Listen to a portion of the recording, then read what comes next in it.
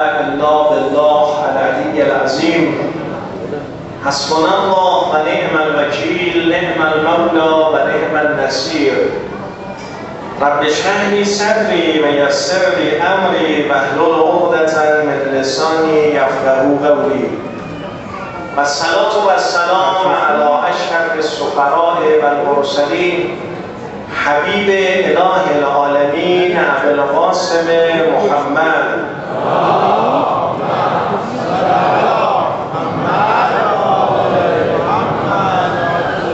و لعنت الله علی اعدائهم و منکری فضائلهم و مناقبهم من الآن الی یوم الدین.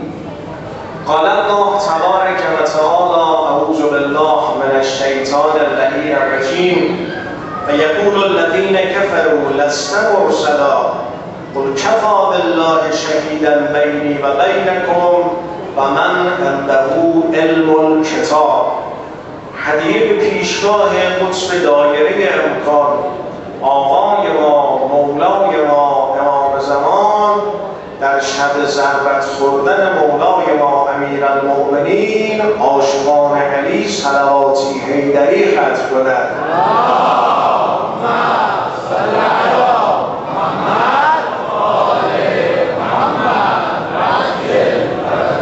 امسال هفتمین ماه مبارک رمضانی است که بنده حقیر شب 19 ماه مبارک رمضان در خدمت شما عزیزان هستم و براتون منبر میرم.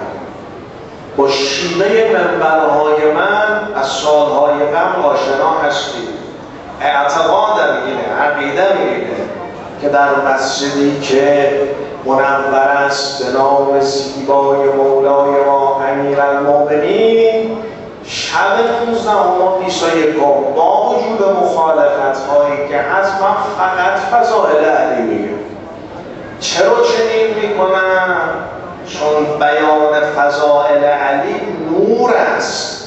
خود پیغمبر فرموده هر گوشی فضائل علی رو بشنوه خدا گناهانی که این گوش باش انجام شده میبخشه. هر زمانی فضائل بیان بکنه گناهانی که با زبان بیان شده خدا میبخشه. شب قدر شب بخششه دیگه، شب آمرزش است. بخوام به برکت بیان فضائل علی خدای متعال در این خانه خدای نگاه یه صدمه نورانیتی که به برکت فضائل علی بیان میشه رو کسب بکنید برای دنیا و آخرتمون است. لذا خواهش دارم از عزیزان خودم، خواهران محترم، برادران بزرگوار که شب قدر الحمدلله منم خدا رو شاکر باشید بهتون توفیق دادم بیاید تو خانه خدا بیدار بمونید، عزاداری کنید. و ثانیاً نیت کنه امشب و فضائل علی گوش بده. یه حاجت در نظر بگیر، بی حاجت نشین یا بی حاجت مطلب گوش کنی و انشاءالله به برکت بیان فضائل علی و به برکت شنیدن فضائل علی خدای متعال رو دست پر از این خانه خودش خارج بگرداند انشاءالله به شرط صلوات.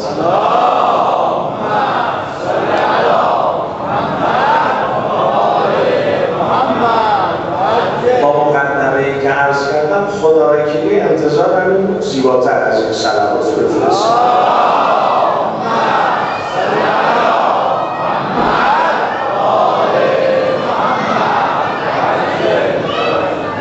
گرچه نام مولای ما علی در قرآن مستقیم نیامده، منتها به استناد به کلمات معصومین بیش از 300 آیه رو تعبیر کردن به علی که خیلی هاشو بزرگان اهل سنت بهش اعتراف کردن.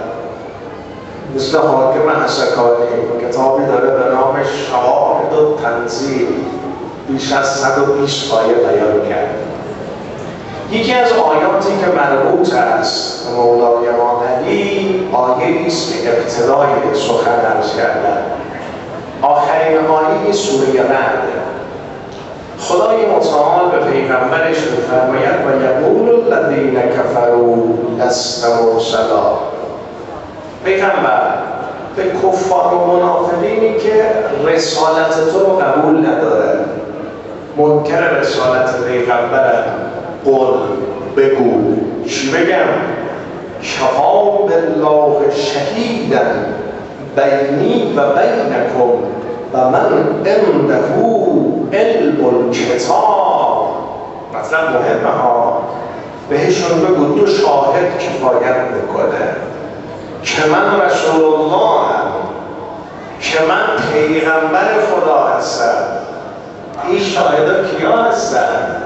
اول من خدا که الله جلت عظمته، دیگری و من عنده علم الکتاب، کسی که نزد او علم کتاب است. روایات فریقه میگه منظور از این عنده علم الکتاب مولای مظلوم و ما اسد الله الغالب علی بن ابی طالب صلوات الله علیه.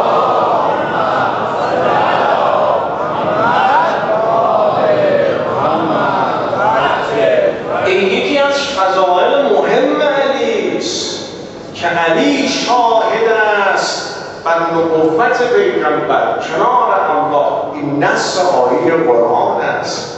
علم الکتاب امیر المؤمنین. قرآن مجید سوره نمل داستان سلیمان رو نقل کرده. سلیمانی که حکومتش حکومت عادی نبود، بر جن و انس حکومت میکرد. لشکریان او بی‌نظیر بودن. کافش نشسته، خبر بهش رسید بلقیس داره بیان به طرف تو، اراده کرد تخت بلقیس رو حاضر ببینه. خوب عنایت کنید، رو کرد به دوروریاش، گفت کدومتون میتونید این تخت رو حاضر کنید؟ 2 نفر اعلام آمادگی کردن. اول قرآن مجید میفرماید قال افریت من الجن، افریتی از جن رو به سلیمان کرد، انا آتی که بهی قبل ان تقوم من مقامک. گفت پیش از این که از جات برخیزیا من تخت و نزد تو حاضر کردم.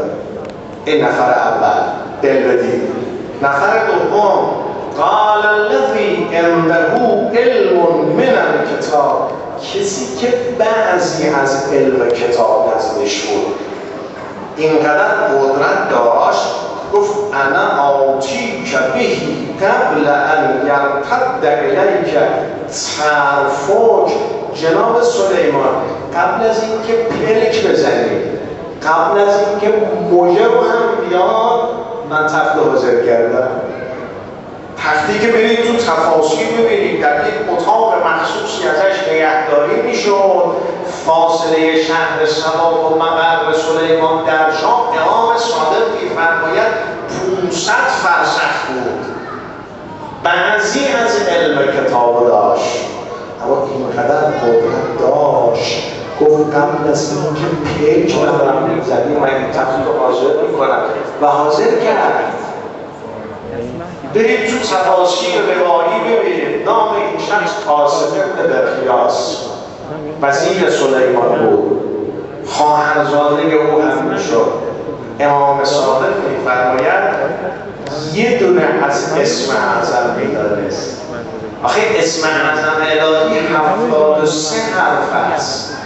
آصف ابن برخیایی که چنین قدرتی داشت فقط یه دونه از این اسمای اعظم رو میدانست که انبیا به وسعت مقامی که پیش خدا داشتن بعضی یه دونه، بعضی چند تا از این اسمای اعظم رو دارا بودن. یکیشو فقط خدا بدونه، هیچ کدام از امامان معصوم هم اون یه دونه رو نمیدونن، اما 72 اسم اعظم میدانن مولای ما علی. از خودم حرف میزنم، کلمات سنگینی است، بنده غلط میکنم از خودم حرف بزنم. جز آیه قرآن و کلام معصوم هیچ دیگران نمید. و افتخار من اینه 12 سال من بعد میرم جز آیات قرآن و کلمات معصومین هیچی دیگه برام ابرار نگفت. به نظر منم تو هر منبری نشستی حرف دیگه تحقیقت داد عمر تو حروم کرد. تفسیر دروس ثقلین که از تفاسیر روایی است، جلد 5 صفحه 537. کلام آقا جعفر بن محمد الصادق صلوات الله علیه.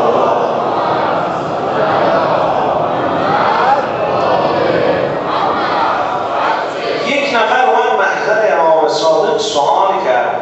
آقا جان یا رسول الله سئل عن الذی عنده علم من الکتاب اعلم، آیا اون کسی که جزئی از علم کتاب رو دارد عالم تر است؟ سوال رو دقت کنید، طرف آدم فهمیده‌ای بوده ها، آدم زرنگی بوده. آیا اون کسی که بعضی از علم کتاب رو داشت که اینقدر قدرت داشت در یک چشم به هم زدن تخت و حاضر کرد، او عالم تره ام الذی عنده علم کتاب، یا اون کسی که تمامی علم کتاب داره؟ آصف ابن بخیا علمش بیشتر است یا امیر المؤمنین که علم کتاب نزد اوست که شاهد و گواه است بر نبوت پیغمبر؟ چی جواب داد امام صادق؟ ما کان علم الذی عنده علم من الکتاب عنده الذی عنده علم الکتاب، اون کسی که بعضی از علم کتاب دارا بود در برابر اون کسی که تمام علم کتاب داره عزا داره. امیر المؤمنین عاشقان علی مولا تو بشناس، الا بقدر ما تأخذ بعودة بجناحها من ماء البحر، به اندازه آبی است که پشه‌ای با دو بالش از دریا کسب کنه. دریا با اون عظمت رو شما در نظر بگید، یه پشه‌یات بالش از این دریا خیس بشه. اون کسی که بعضی از علم کتاب داشته در مقابل امیر المؤمنین علمش نگون از چی رو با چی داری مقایسه میکنی؟ قابل مقایسه. لذا در حدیث معرفت و نورانیت در جلد 6 کتاب بهارالانوار علامه مجلسی روایت آورده وجود نازنین امیر المؤمنین خودشو معرفی میکنه برای سلمان و عوازن، که سلمان و عوازن شاگردای خاص علی بودند. لذا علی حرفایی به سلمان و عوازن میزد که به بقیه نیست، اسراری رو برای اونها فاش میکرد که این اسرار رو برای بقیه نمیگفت. یکیش اینه، خودشو معرفی میکنه، من علیم، من اسم اعظم میدانم، من علم کتابم، من علی اراده بکنم، آفرینشو کن فیکون میکنه. میخوایی منو بشناسی؟ سلمان و عوازن انا الذی اخرجت یونس من بطن حوت، من بودم که یونس از شکم ماهی نجاتش داد. سال گذشته مفصل روایتش رو برات خوندم، یه دم اعتراض کردم که چرا یونس گرفتار شکم ماهی شد؟ دلیل اینکه نسبت به بقیه انبیا ولایت بر اون عرضه شد، اما دیرتر قبول. وقتی ولایت رو قبول کرد نجاتش داد. محمودم یونس رو نجات داده. انا الذی جاوزت موسی بن عمران من البحر، من بودم، من علی بودم دست موسی رو گرفتم از دریا عبورش دادم. انا الذی اخرجت ابراهیم من النار، من اون علی هستم که ابراهیم رو از آتش نمرودی نجات دادم. انی کنت مع انبیاء سرا و مع رسول الله جهرا، من با همه انبیا بودم، با پیغمبر ظاهر شدم. لذا وقتی امین وحی جبرائیل بر وجود نازنین خاتم انبیا محمد مصطفی صلوات الله و سلامه علیه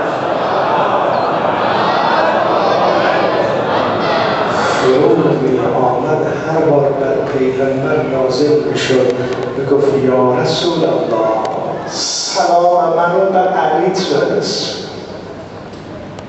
سلام من جبرئیل رو به علی برس. یعنی ازش سوال کرد برادرم جبرئیل علی رو از کجا میشناسی؟ جبرئیل به پیغمبر پاسخ داد یا رسول الله وقتی خدای متعال من جبرئیل رو خلق کرد خطاب شد تو که هستی من که هستم، نتونستم جواب از جواب عاجز شدم. برای مرتبه دوم سوال شد متحیر، مرتبه سوم تو که هستی من که هستم، متحیر در جواب. یه مرتبه دیدم علی تو آمد به من جبرئیل یاد داد آموزش داد.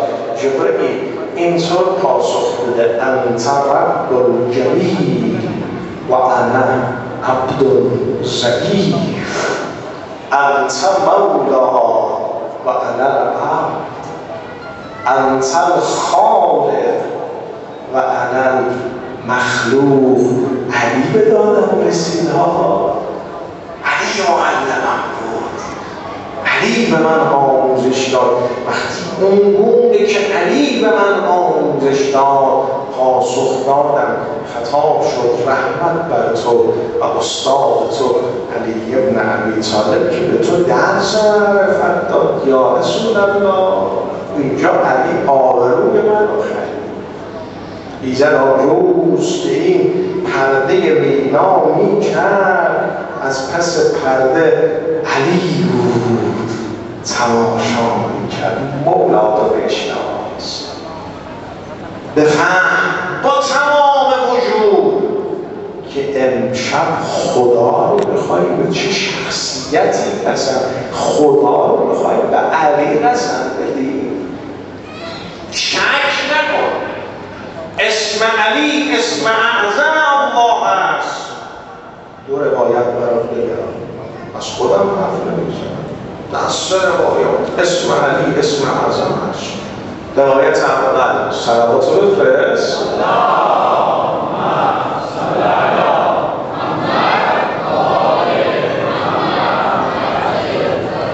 ان امیر المؤمنین علیه السلام مر فی طریق. یک روز مولای ما و مولای همه عالم وجود سید المظلومین امیر المؤمنین از مسیر عبور میکردند. بین راه برخورد کردند با مردی از طایفه خیبر که مولا رو نمیشناخت. و هم رسیدن با هم گفتگو میکردن، همونطوری که حرکت میکردن رسیدن به یک راهی. سیل آمده بود، یه رودخانه ایجاد شده بود، راه بسته شده بود. خود دل بده ها فرکب الخیبریون مرتن با تای دستی دار به معنای یک چوب باریکه، این چوب ترکه‌ای که اصطلاح خودمونه. مرد خیبری یه چوب باریک برداشت انداخت رو یه جمله ای گفت. وقتی این جمله رو گفتا و عبر علی الماء ایستاد رو چوب و از آب عبور کرد، رفت اون طرف رو از اون طرف رو کرد به علی. نمیدونست این آقا علیست، ذکری گفت و رفت اون طرف، از اون طرف رو کرد به علی. ثم نادى امیر المؤمنین علیه السلام یا هذا لو عرفت کما عرفت لجریت کما جریت. گفت تو هم اگر بلد بودی آنچه که من بلدم از آب رد میشه. این روز ذکری که من گفتم تو هم بلد بودی حالا میتونستی بیایی این طرف رو کنی. قول امیر المؤمنین، امیر المؤمنین نگاه به معناداری کردن. ثم اومع الى الماء فجمد. الله اکبر الله اکبر. حواست آمده امیر المؤمنین از این طرف رودخونه ها تو که ایستاده بودن یه اشاره کردن تو اون طرفی که این شخص ایستاده بود. فجمد یه پل سنگی کوچکی ایجاد شد، آب تبدیل به سنگ شد. آقا نگو چه حرفایی یه دونی شب 19 بر ما بیان میکنی، آنچه حیطه شیعیت است مطیع منصوری. اما عبدالله حسین میفرمد والله ما خلق الله شیئا الا قد امره بطاعت لنا، به خدا قسم هیچ شیئی رو خلق نکرد مگر اینکه به اون شیء خدا امر کرد که مطیع ما معصومین باشه. علی اشاره کرد، آب سنگ شد و مر علی، مولا از این پل عبور کرد، اومد اون طرف رو خود. فلما رأى خیبری زاک اکب علی قدمه، خیبری تا این صحنه رو دید اومد خودشو انداخت پاهای امیرالمؤمنین رو قدمهای مولا. قال یا فتا ما قلت حتی حبلت ما حجرا، رو کرد به علی گفت تو چی گفتی؟ چه ذکری گفتی آب تبدیل به سنگ شد؟ قال له امیرالمؤمنین، مولا بهش فرمودن فما قلت انت حتی عبرت علی الماء، تو چی گفتی؟ تو چه ذکری گفتی که تونستی رو اون چوب نازک بایستی از آب عبور بکنی؟ تمام حواست به من باشه. قال الخیبری انا دعوت الله به اسم الاعظم، من خدا رو به اسم اعظم خوندم. من خیبری و امیرالمؤمنین، من اسم اعظم بدم. قال امیرالمؤمنین علیه السلام ما اسم اعظم چیه؟ میشه به من بگی؟ قال مرد خیبری پاسخ داد سألت او به اسم وصی محمد صلوات الله سلام.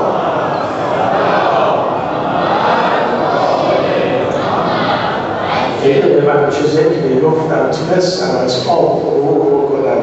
اسم اعظمی که من میدانم اسم وصی پیغمبر آخر الزمان است و خدا رو به حد علی رسم.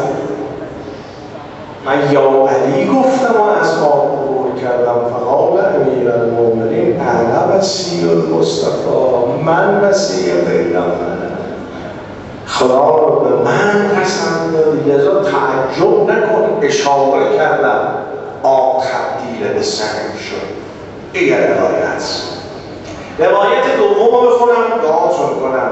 و من ذالک رواه عمار ابن یاسر، عمار یاسر که اینم از یاران کاردرست امیرالمؤمنین ها، میگه آمدم قال اتیت مولای یوما فرغ فی وجهی، یه رو داشتم عبور میکردم تو مسیر چشمم افتاد به مولا امین هستم، علی رو دیدم. قال ما بکر، امیرالمؤمنین ناراحتی رو تو چشمای من مشاهده کرد، رو به من کرد. ما بکر اما چطور؟ مشکل چیه؟ بگو به من علی تا مشکل تو برطرف کن. آقای جان یا امیرالمؤمنین سلامت به عشق شما آمدن ها. میشه شب 19 ماه مبارک رمضان یه نگاه به جلسه ما بکنی؟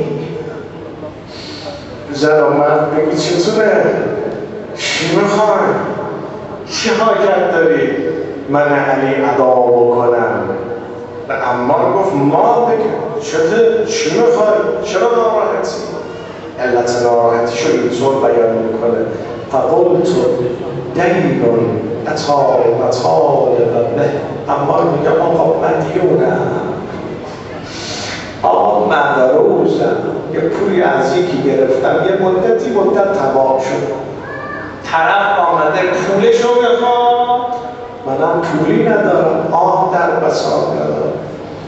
فاشار الی حجر، خوب دل بده، مولا علی اشاره کردن به یک سنگی. قال خذ هذا، برو عمار این سنگ رو بردار، فقض منه دینک، این سنگ رو بردار و قرض تو بده، این سنگ رو بردار دینت رو ادا کن. قال عمار له حجر. عمار میگه گفتم آقا یا علی قربونت برم این سنگه، چطور من با این سنگ دینمو بردارم؟ فقال له امیر المؤمنین ادعو الله بی یحولله لک ذهبا، سنگو بردار خدا رو به حق من علی قسم بده چنین کردی سنگ تبدیل به طلا. قال عمار میگه دعوت به اسمه فصار الحجر ذهبا. عمار میگه سنگ رو برداشتم و به محض اینکه خدا رو به نام علی قسم دادم دیدم سنگ تبدیل به طلا شد.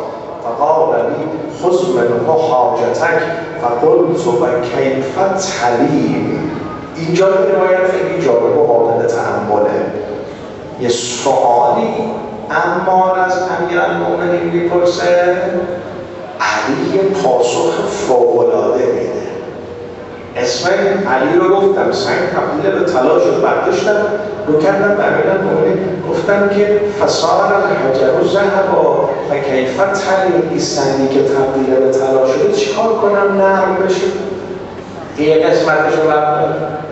فقال مولا پاسخ دادن یا ضعیف الیقین، ای کسی که ضعیف الیقین. وقتی این روایت من داشتم می نوشتم این جمله تو ذهنم آمد، حالا بندیش برای شما بگم که امیرالمؤمنین به عمار شاگرد نمره یکش گفت یا ضعیف الیقین نسبت به من رو تو چیه علی یا ضعیف الیقین ادعو الله یه حدسا تلیم، اسم منو بگو نر بشه. همه الان یا علی گفتی سنگ تبدیل به طلا شد، شک داری؟ یا علی بگو سنگ نر میشه. و ان به اسمی الان الله حدید داوود علیه السلام. داوود پیغمبران میدونی چی کار میکنه؟ آخه داوود آهنگر بود دیگه، که آهن نرم بشه رو تو رزیزه بسازه امرار معاش بکنه. یا علی به آهن میگفت آهن نرم میشد. تا یا علی بگو، میگه یا علی گفتم مقداری از سنگی که تبدیل به طلا شده بود کندم. یا علی گفتم سنگ تبدیل به سنگ شد. این طلا به حالت اول رفت. اسم علی اسم اعظم خداست و یقین. علامه امیری رحمت الله علیه صاحب کتاب ارزشمند القدیر که این کتاب خواب است در چشم اهل تصوف، میگه برای نوشتن کتاب القدیر یک کتابی محتاج شدم به نام الصراط المستقیم. صراط مستقیم یعنی علی دیگه. میدونستم این کتاب هست، منتها نمیدونستم خونه کیه، پیش کیه، چیکار کنم؟ گفتم برم توسل پیدا کنم خود علی. رفتم بیتوته کردم حرم مولا. شب اول تو صبح بودم خبری نشد.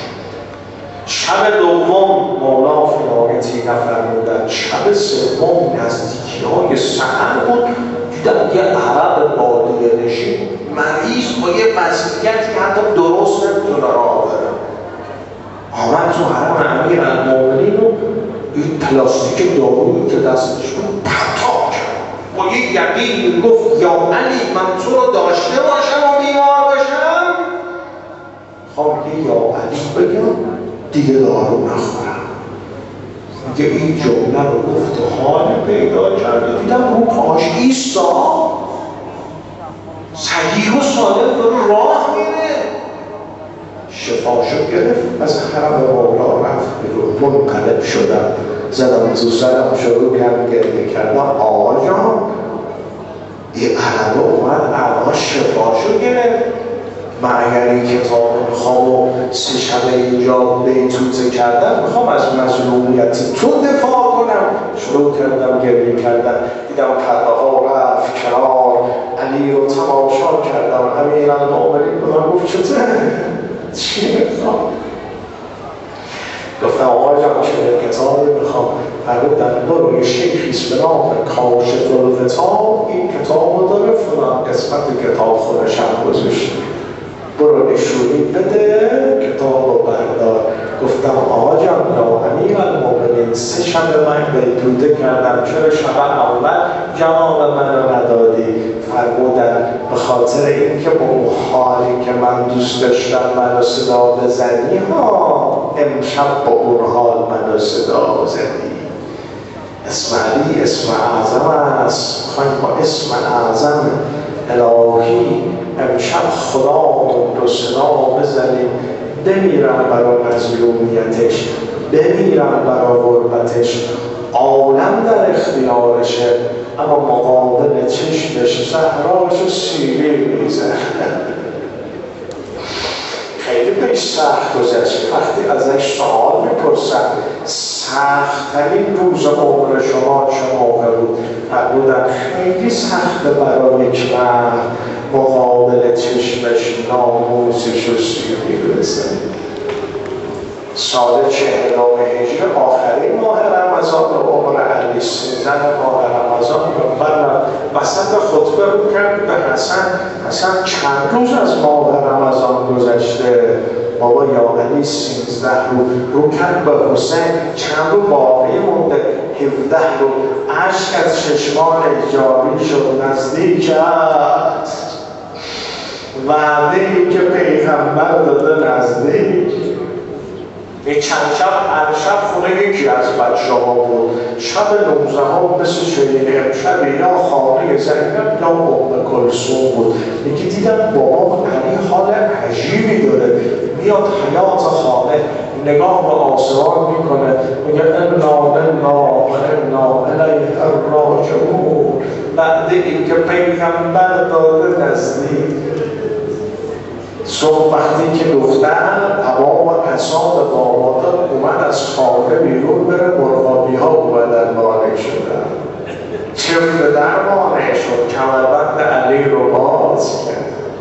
آقا امیرالمؤمنین آمد مسجد بالای منزله، مردم برای آخرین بار صدای اذان علی رو شنیدن. وقتی آمد نماز اول اشغل اشقیا، آنچنان باشم شیر به فرق بادا. بذارید یه جمله از خونه علی بگم. زینب اومد حسن و حسین رو صدا زد، گفت بیدار شید ببینید منادات چی میگه. منادات چی میگه؟ میگه قد قتل وصی المصطفی قتل علی المرتضی. علی رو کشتن. اما یه جا دیگه هم گودی قتلگاه حسینش رو صدا زده ها. عاشقان ابا عبدالله اومد صدا زد آیا تو حسین منی؟ حسینم سر رو بخوام ببوسم سر بالای نیزه، بدن رو بخوام ببوسم قطعه قطعه. خم شد و لبه ها رو گذاشت بر رگه های بریده. هر کجای مجلس نشستیم شب 19 هر کی حاجت داره، هر کی کربلا میخواد 3 مرتبه صدا بزن یا حسین.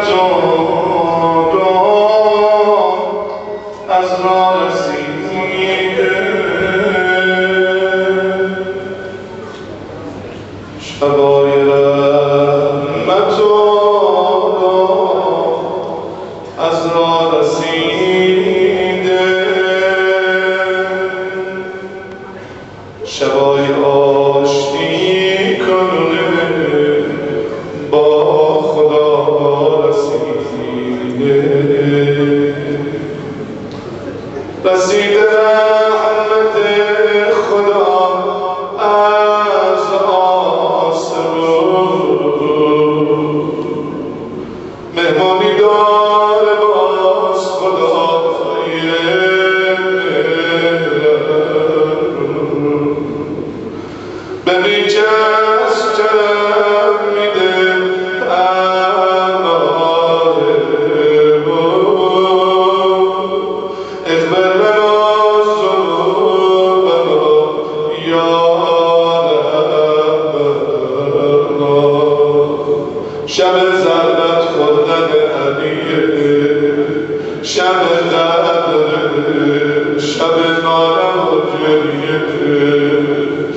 کاری به بغل دستی نداشته امشب یاد این چشمان التماس کن گاهی چشمان ببران خدا امشب نیومدم به طمع بهشت گریه کنم امشب نیومدم از ترس جهنم ناله بزنم امشب آمدم برا بدبختی خودم گریه کنم امشب آمدم برا بیچارگی خودم بریزم خدا خدا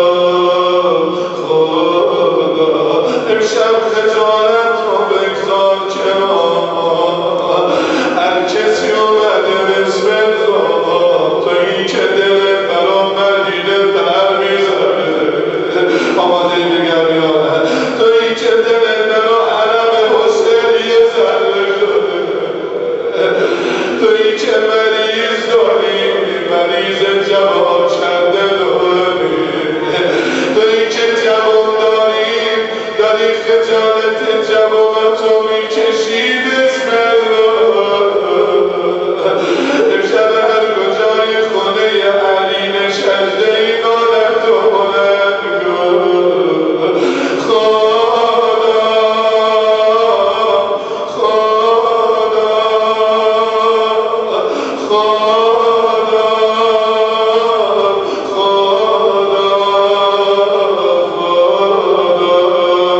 خدا خدا یک سال سرم کردیم شمای قلب بیای بنشینی صبره دل و تو برگاری همه میبینن در لبانمون خنده نشبسته اما کسی از دل پرخونمون خبر نداره کسی نمیدونه این صورتامون رو با سینه صبح نگه داریم آیا الله میگم یادم میخوای نادت بلند بشه یادم میگه میبینم خدا این بار مدینه شو بسته خدا این ساکی جربله ها شو بسته بگذار بگم دیگه خدا مگه هرچی فقیره نمیتونه بره کربلا هرچی فقیره نمیتونه بره مدینه هرچی فقیره دل نداره خدا خدا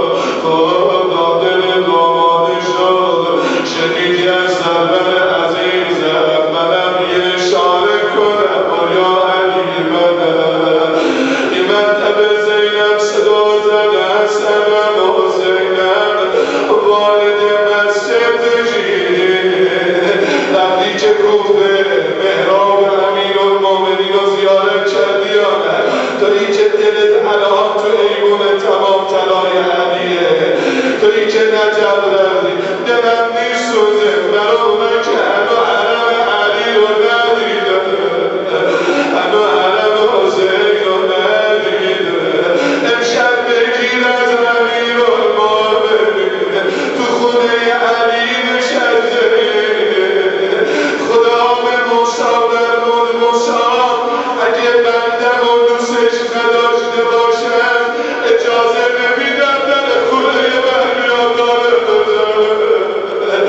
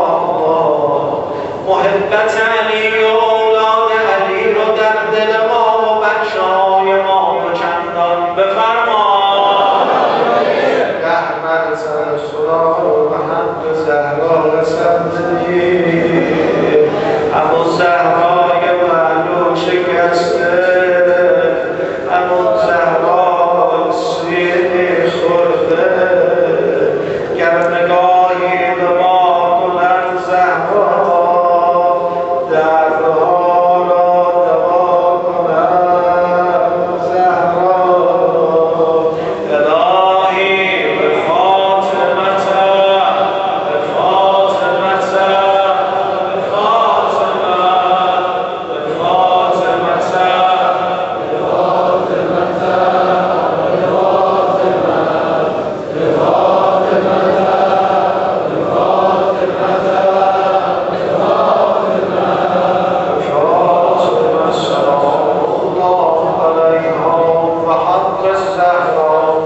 دختران و زنان جامعه ما حیا و عفت بیشتر عنایت بفرما خدا انشاءالله قسمت روزی بکنه دل مدینه اونجا برای قربت امام مجتبی گریه کنی و خدا قسم انسان تو با چشم نبینه قربت امام مجتبی رو نبینه قبر 4 امام معصوم ها چرا به این وضعیت رو داشته باشه اما مجتبی مظلومه غریبه اسمش غریبه قبرش غریبه نه شمعی نه چراغی رحمت الهی دل حسنه دل حسنه دل حسنه دل حسنه دل حسنه دل حسنه دل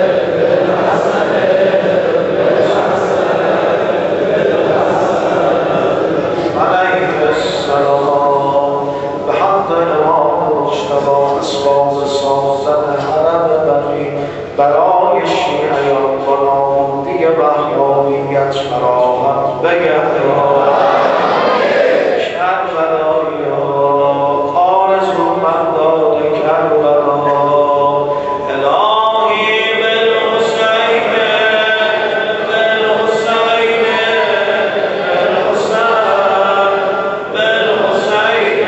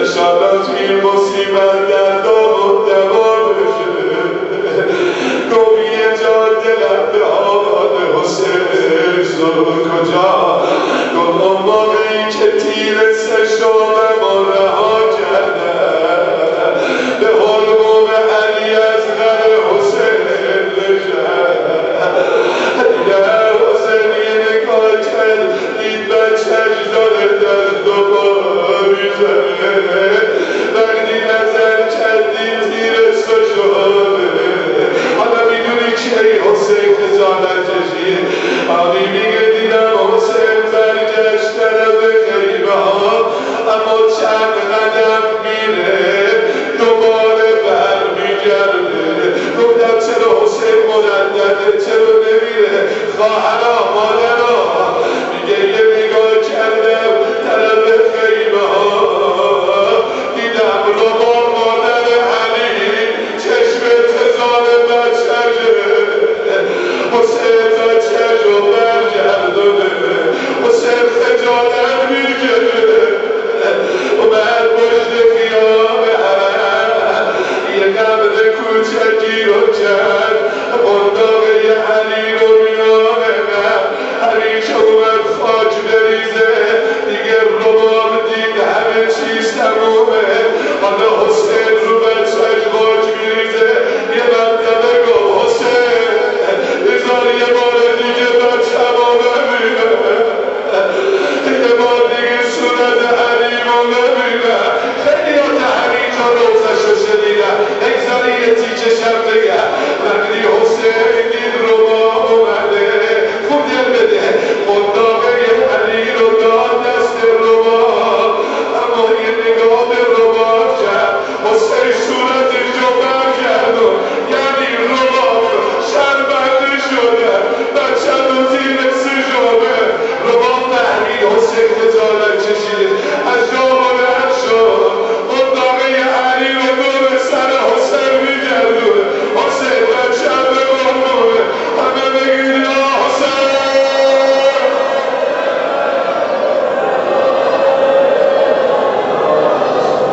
به حمد الحسین یا الله امشب در تقدیرات این زن زیارت کربلا ثبت بفرما ده مرتبه خدا رو به حق امام سجاد قسم بدیم الهی به علی ابن الحسین به علی ابن الحسین به علی ابن الحسین به علی ابن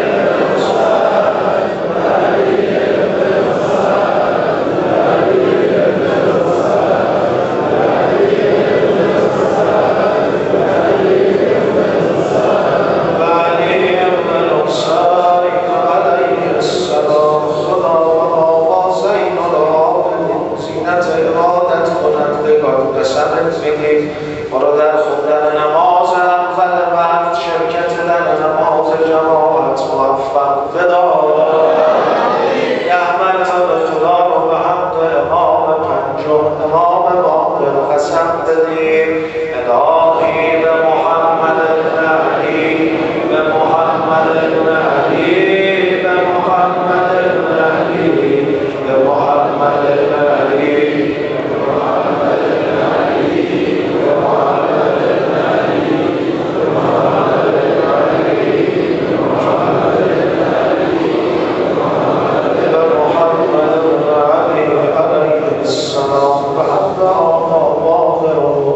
جوانان ما رو در تحصیل و علم و دانش موفق بدار ده مرتبه خدا رو به حق امام ششم امام صادق قسم بدیم الهی به جعفر ابن محمد به جعفر ابن محمد به جعفر ابن محمد به جعفر ابن محمد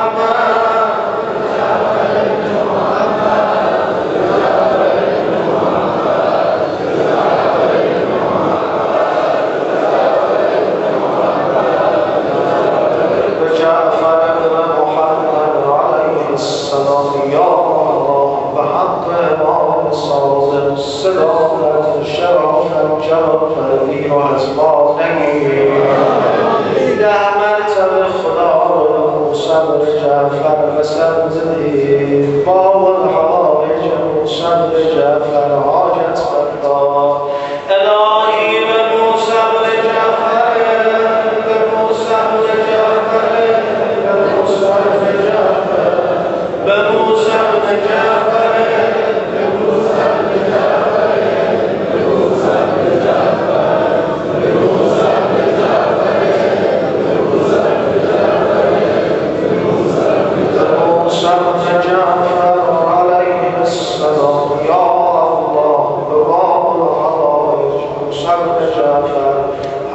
صالحی که به صلاح دنیا و آخرت ما صبح شب برآورده به خیر بفرما. بریم با پای در مشهد الرضا خدا رو به حق ولی نعمت ما ایرانی‌ها امام هشتم قسم بدیم. الهی به علی ابن موسی، به علی ابن موسی، به علی ابن موسی، به علی ابن موسی، به علی ابن موسی، به علی ابن موسی، به علی ابن موسی، به علی ابن موسی، به علی ابن موسی، به علی ابن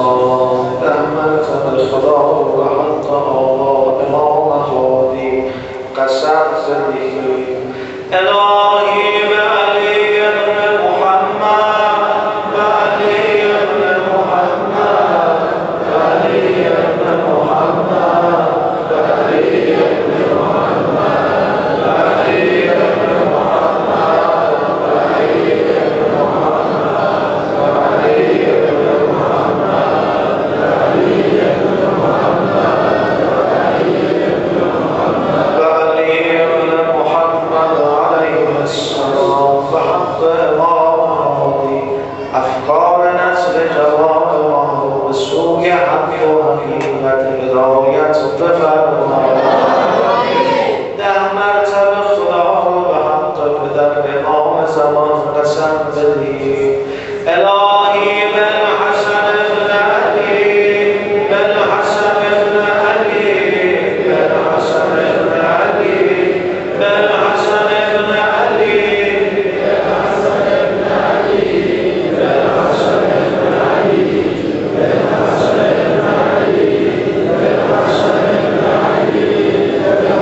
ابن علی، بالحسن ابن علی علیه السلام، بحق امام عسکری. یا الله دلهای شیعیان با فرج فرزندش مهدی شاه نحمد الهی بالحجت بالحجت بالحجت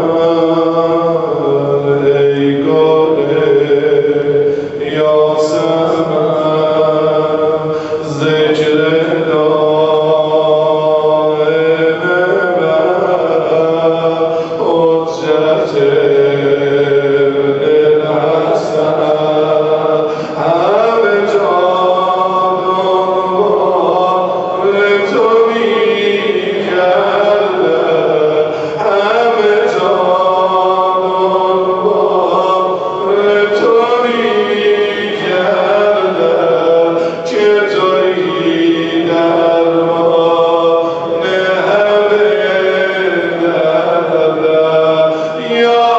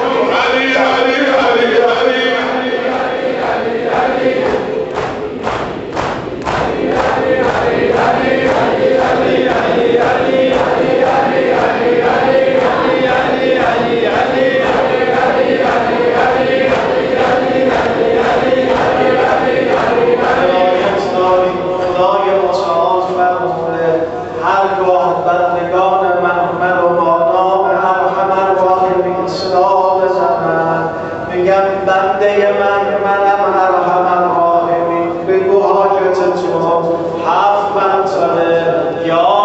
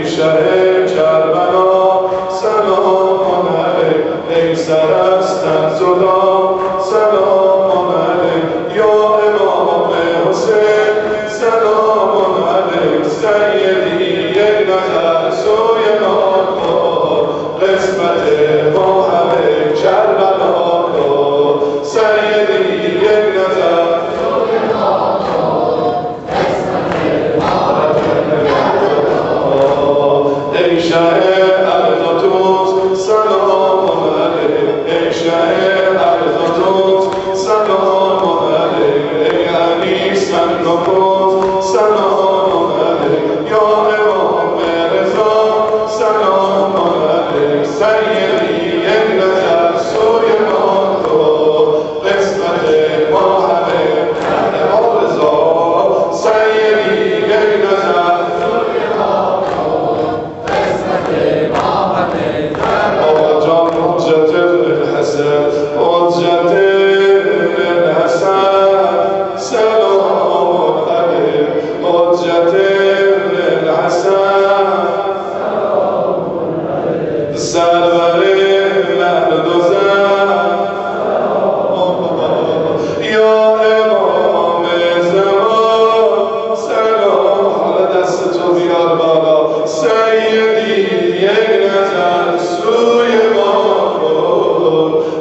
قسمت ما همه انشاءالله سیدی